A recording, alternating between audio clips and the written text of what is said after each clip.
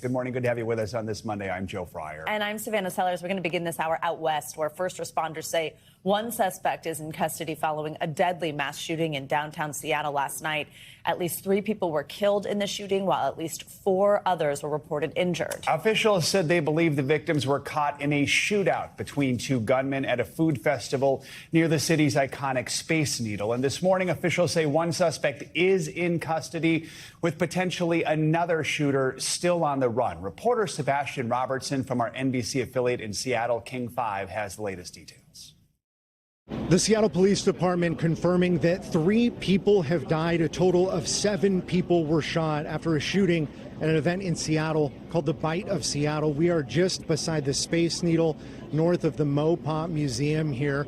The event brings hundreds of thousands of people to the city over the course of the weekend. We heard from multiple witnesses that just after 6 p.m., they heard several gunshots, as many as 6 heard. That led to just mass panic in the crowd, people trying to go for any available exit.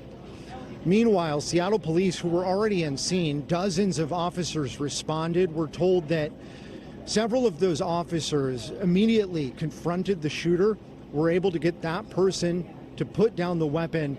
That suspect was arrested and taken into custody. Police believe there may be suspects still out there, not ruling out the possibility there may be more than one.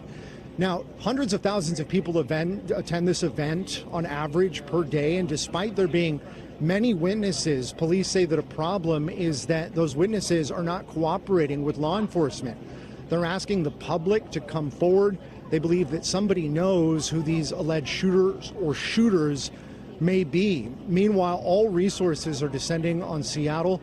The FBI and ATF are assisting with this investigation, with the assistant chief, the governor, Congresswoman Pramila Jayapal, and the mayor of Seattle, who are calling this a true tragedy. Again, 3 people killed in this mass shooting in Seattle. Back to you. All right, Sebastian Robertson, thank you very much. Well, back in Washington, and under increasing scrutiny as it carries out this war with Iran over its nuclear pursuits, the Trump administration is defending its decision to make a nuclear deal with Saudi Arabia amid concerns it could spark a regional arms race. Meet the Press moderator Kristen Welker discussed the issue with U.S. Ambassador to the UN, Mike Waltz. Here's Kristen with more. Good morning, Joe and Savannah. This week on Meet the Press, I spoke with U.S. Ambassador to the UN, Mike Waltz, about the Trump administration's potential deal to allow Saudi Arabia to create their own civilian nuclear program. The U.S. is fighting a war with Iran over its nuclear program. Why reward Saudi Arabia with a nuclear program now? Huge difference. I mean, massive difference that it's important for people to understand. You have the largest sponsor of terrorism in the world. In Iran. You have them refusing to allow the inspections. Contrast that, by the way, there's a deal in place with the UAE. But could you They allow the Could you set off an arms race, a nuclear arms race in the region? No, what will set off a nuclear arms race, Kirsten, is if Iran tests a nuclear weapon. Saudi has made it clear they will get a nuclear weapon. This is civilian nuclear power, which is perfectly acceptable. The UAE has a plant. In fact, even Iran has a Russian-provided plant. The difference is Iran is enriching to weapons level that it doesn't need to do. Iran is burying it, which no other country in the world does, hundreds of feet underground, under hardened military infrastructure. Iran is trying to shield it with a conventional drone and missile shield. And Iran has stated if and when they get a nuclear weapon, they will not only use it on Israel, that they will threaten the rest of the world to export their revolution. That is night and day different than an American company selling a civilian nuclear plant to an ally. Just to put a button on this, bottom line, the deal will not be fully implemented until Saudi Arabia agrees to sign on to the Abraham Accords. That's the president's position. You can see my full interview with Ambassador Waltz at MeetThePress.com. You can also get more Meet the Press right here on NBC News Now every weekday at 4 p.m. All right, Kristen, thank you. Now, in the Middle East, there is an uneasy calm in the war between Iran and the United States. Following a 2-week bombing campaign, the U.S. stopped its strikes on Iran Friday night. In return, Iran also halted its attacks on U.S. bases in the region. The pause comes amid mounting uncertainty over the state of U.S. weapons stockpiles and the state of peace talks between both countries. NBC News Washington correspondent Alice Barr joins us with the latest on this. Alice, good morning. A lot of mixed messaging as to why the U.S. halted the strikes on Iran. Is it get clear, is this because of America's weapons supply, or is it just about maybe giving talks a chance? Yeah, good morning, Joe and Savannah. The main voice we heard from the administration about this over the weekend was UN Ambassador Mike Waltz, who told NBC's Meet the Press that President Trump is allowing space for diplomacy. But the pause does come amid growing concerns about depleted American munitions. Two senior U.S. officials told NBC News that American commanders are letting some Iranian attacks through U.S. defenses to preserve some of the diminishing supply. The Pentagon declined to comment. Ambassador Mike Waltz forcefully rejected that reporting, even as he did reference the Pentagon's massive new budget requests. Here's more of what he underscored. The U.S. military, and I've verified this every which way, has everything that it needs to conduct this campaign as effectively as it needs to be. What the president is doing right now, as we've seen all along, is giving some talks some space. Talks are ongoing.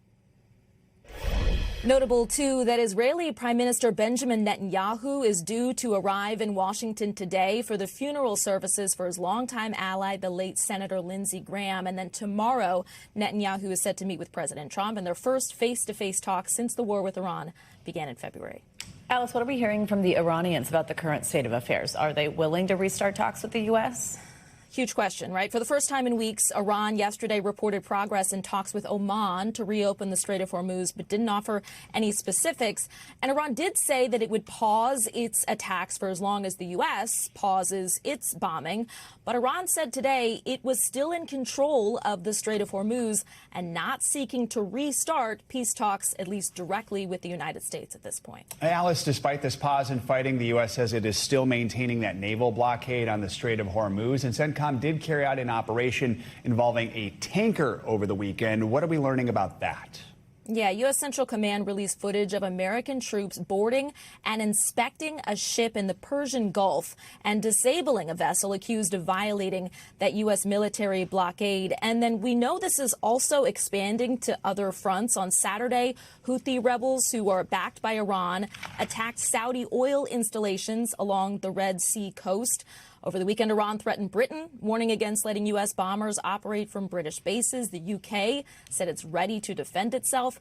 And Iran's top diplomat is accusing Ukraine's President Zelensky directly of directing attacks against an Iranian commercial ship in the Caspian Sea, saying that would not go unanswered. Ukraine, we know, has accused Iran of supplying Russia with drones. So a lot of threads here, guys. All right, Alice Barr, thank you so much. Well, today marks 99 days until the midterm elections after the rise and fall of Graham Plattner. Former Maine state lawmaker Troy Jackson has secured the Democratic nomination in that Senate race. He will face longtime Republican Senator Susan Collins in a race that could determine control of the Senate. Democrats now have less than 4 months to mount a successful challenge to Collins, who is a 5-term incumbent with a big fundraising advantage. Speaking at his party's convention, Jackson criticized Collins' voting record and laid out what's at stake. One way or the other, this November, she will answer to the people of Maine. Because this election is not going to be decided by corporate PACs, big pharma, insurance companies, or the billionaires funding Susan Collins. It will be decided in union halls and at kitchen tables. NBC News political reporter Megan Brand is here to talk through this and other headlines out of Washington this morning. Megan, good morning. So where is this race going to be won and lost? Does Jackson have a realistic path to victory there in Maine? Hey guys, good morning. Yeah, Maine is expected to be a really tight, competitive state, but a really important one. It's a state that Democrats are eyeing as a vital state to win if they're trying to win back the Senate and turn that blue.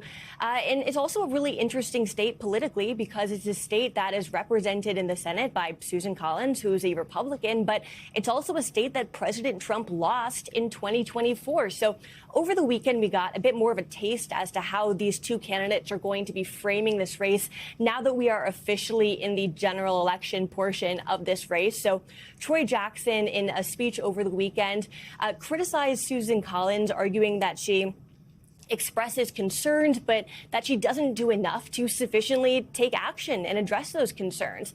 Another dynamic to watch is the extent to which he is able to tie her to President Trump. He said in that speech as well that she served President Trump. Now, meanwhile, Susan Collins had told our colleagues at NBC that she's served in the Senate during 5 administrations and that there's not a single president with whom she has agreed with everything on. She also pointed out a point that she disagrees with President Trump on, saying that she disagreed with him on his decision to try to put more tariffs on Canadian goods. She's trying to lean into her independence, saying that she opposes President Trump when she thinks that he's wrong and that she supports him when she thinks that he's right. And President Trump has also weighed into this race, endorsing Susan Collins for another term, guys. And in some other news, it looks like President Trump is trying to challenge the way the Smithsonian Museum teaches American history. What's going on here? What has he ordered? Yeah, so President Trump signed an executive order to have what was referred to as warning signs placed in front of the Smithsonian's National Museum of American History in an effort to try to correct what it referred to as inaccurate information put in the museum. Now, the executive order said that this would be temporary, and this also comes after a report was released by the White House on the 4th of July that criticized the way that the Smithsonian's present information to the public. That report had targeted the Museum of American History in particular, arguing that it was ideological and political. And that report had said that it wasn't able to be trusted to, quote, to tell America's story honestly and in a way that is inspiring, unifying, and worthy of our great republic. So this executive order also said that those temporary signs should inform visitors about the findings in that report. So the Smithsonian didn't provide a comment to NBC, but previously, after that report had come out, the Smithsonian secretary, his name is Lonnie Bunch, had defended the Smithsonian's work, saying that it was driven by scholarship, accuracy, and an uncompromising commitment to tell the fullness of America's story, guys. And Megan, also, let's talk about Friday night, the Correspondents' Dinner. This event. It had to be rescheduled. People probably remember after a gunman had stormed the original event that happened back in April. Well, the president had promised some vicious attacks beforehand. It's this night that's supposed to be sort of part fun, part serious for the journalists who cover the administration to sort of be there with the administration on the evening. What did he have to say to the lawmakers and journalists that were in the room?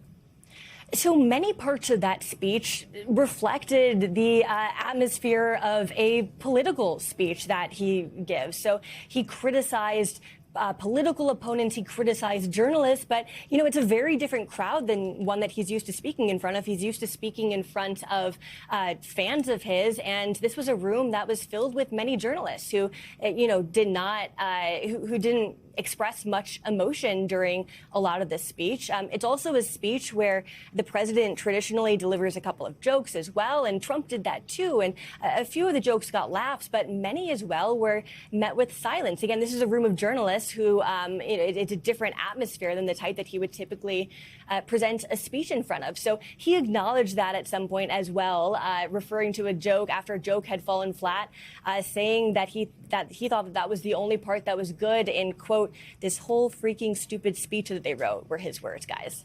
All right, Megan Brand, thank you very much. Severe summer weather continues to batter parts of the country. In eastern South Carolina, several inches of rain fell in a short period of time. That caused flooding yesterday for people living in low-lying areas near Charleston. Meanwhile, out west, the opposite problem. In Las Vegas, the temperatures reached over 114 degrees, forcing airlines to reduce service because the planes couldn't fly with a full load of passengers in that heat. And it's not just the U.S. In Europe, the Spanish military was called in to help battle a wildfire burning in the central part of the country that is believed to be the largest in their history. NBC News correspondent Maggie Vespa is tracking all this from Chicago. She joins us now with the latest. Maggie, good morning. First, let's start with the storms along the eastern part of the U.S. What can you tell us about those? Sure. Yeah, basically, guys, you saw that flash flooding in South Carolina. That was really kind of emblematic of a lot of what the South and East Coast dealt with in the last 24 to 48 hours. It was just really quick, heavy, violent storms that roared in. We saw flash flooding in those low-lying parts you talked about near Charleston. Florida also got hit really hard. There were water spouts off the coast there. And again, violent thunderstorms. There's that South Carolina video. That's so striking. But kind of keeping up that pattern that we've seen kind of across much of the Midwest and South, where these storms roar in really quickly and dump so much rain that a lot of the infrastructure really isn't able to withstand it. You see flooding like that. So just really a mess across that part of the country for sure. What about the fires burning out west, Maggie? How serious are they? Yeah, we're talking about close to 3 dozen wildfires in Oregon alone. That state in particular is experiencing one of its worst wildfire seasons in years. They have a historically low snowpack, which means there's almost no moisture there in the ground or in the atmosphere to really help calm these fires. It's basically a tinderbox. And then you can see, again, how massive the smoke plumes are there. I say again because we're also watching this in Europe, which we'll talk about in a second. But, you know, this is something that they've dealt with for years. They have a wildfire season every year, but this is August-like conditions being experienced in July. These fires are roaring out of control. You can see it's not the most populated area. A lot of it's really rural, but there are some homes that have been destroyed and a lot of people really on edge there, guys. And really, it's just showing no sign of slowing. So definitely concerning. And you mentioned Europe. Typically, when we talk about wildfires, you maybe don't think about Europe, though in recent years that has been changing. Right. Fires right now burning across Spain and France. Talk about how they're impacting people there, how they're impacting communities there. Yeah, in Spain, they've destroyed homes for sure. And in fact, I was just reading about Spain and France experiencing what they're calling smoke clouds. So this is becoming such a large force there in that part of Western Europe that it's almost like they're kind of meteorological elements being kicked up from the fires there. You can see that's what it looks like in Spain with those wildland firefighters on the front line there. In France, flames are racing toward the iconic Bordeaux wine region. Close to 250,000 people have been evacuated there. And then in Italy, people were forced off of these popular beaches that obviously are having their height of the tourist season now in the summer. And so it's really these kind of like, you know, the epitome, Joe, you're right. We don't think about this in that part of the world, and it's kind of really touching these iconic tourist hotspots. So just really striking a lot of people as to how severe, how historic, and also how common a part of our lives an annual record-setting, often wildfire seasons are becoming really around the globe. Happening more and more often everywhere. All right, Maggie Vespa in Chicago, thank you so much. Let's get some more weather updates now and a closer look at your morning news now forecast. Let's bring in meteorologist Andrea Romero with the latest. Andrea, good morning.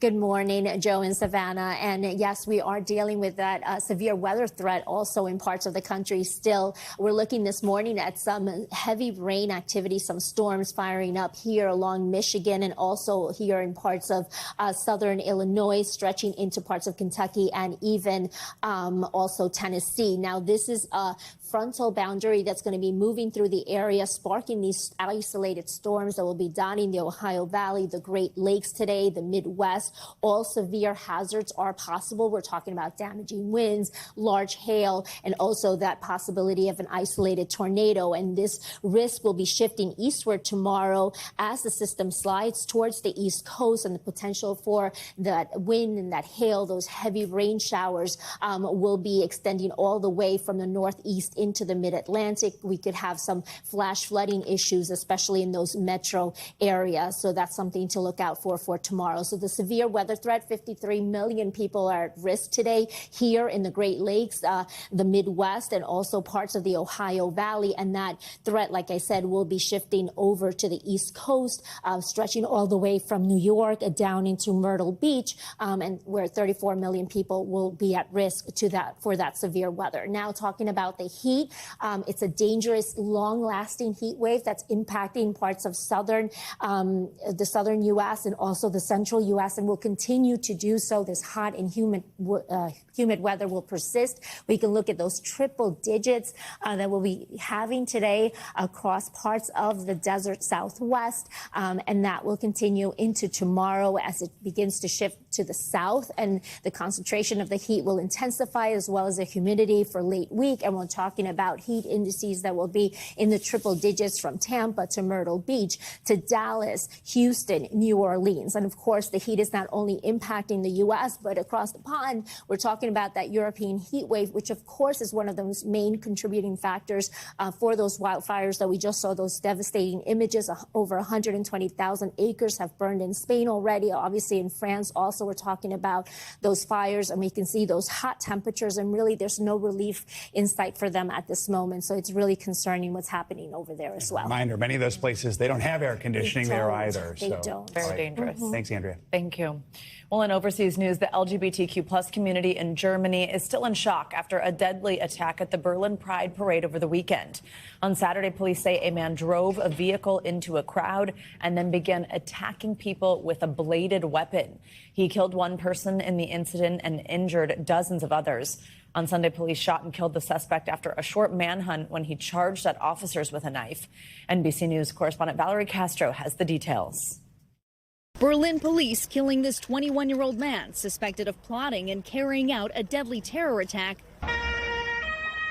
that killed one woman and injured at least 29 others. Police say they found Abdul Balut in a garden. He rushed towards officers with a stabbing weapon before they say he was stopped by our special operations unit using a firearm and subsequently died. The manhunt lasted nearly 24 hours before coming to a dramatic end in the suburbs of Berlin. German officials say the suspect was a known radicalized member of local Islamist groups with a criminal history.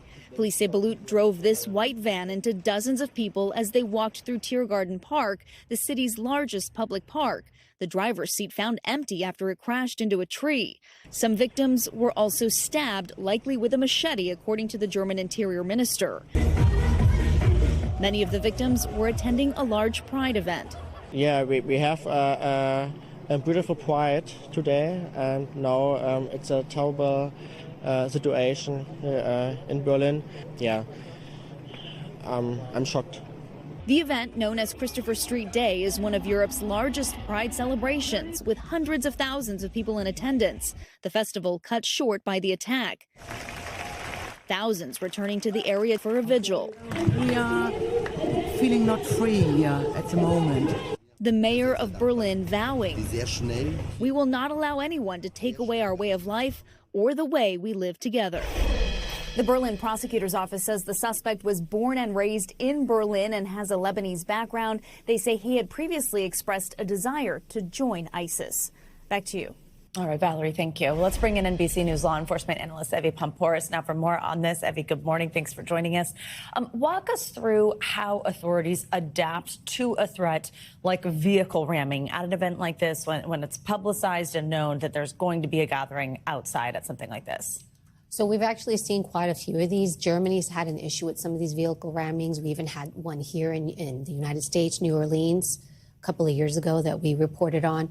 One of the things that you do is you put up barriers or barricades, but barricades that actually can stop the vehicles, even potted plants. If you look at some of the buildings here in New York City, you see these massive potted plants. Anything that can prevent the vehicle from ramming through. It's really something that people are taking into consideration, law enforcement authorities.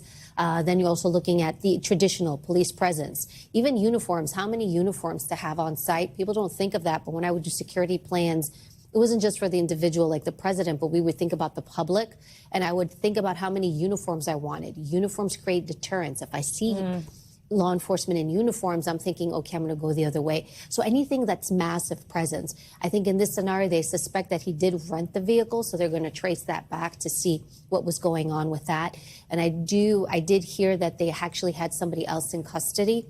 They're not sure exactly if that person's tied yet or not. There's no confirmation there, but there's suggestions that there was somebody else in the vehicle with the individual. Let's talk about the suspect, because officials believe he did have radical Islamist beliefs. He had recently been sentenced for preparing a serious act of violence earlier this year. That raises a lot of questions about maybe why they weren't keeping a better eye on this person. Talk about how hard it is to do that. What should have maybe been done in a situation like this where you have someone who already has a history? Yeah, so 2024, he posted propaganda, ISIS propaganda on Instagram. 2025, he actually traveled to Lebanon with intentions to go to Syria to connect with ISIS. 2026, actually just a few months before this incident, German law enforcement actually went to his residence to see if if he was in violation of some kind of weapons act that they have. So somebody who's clearly on the radar with them.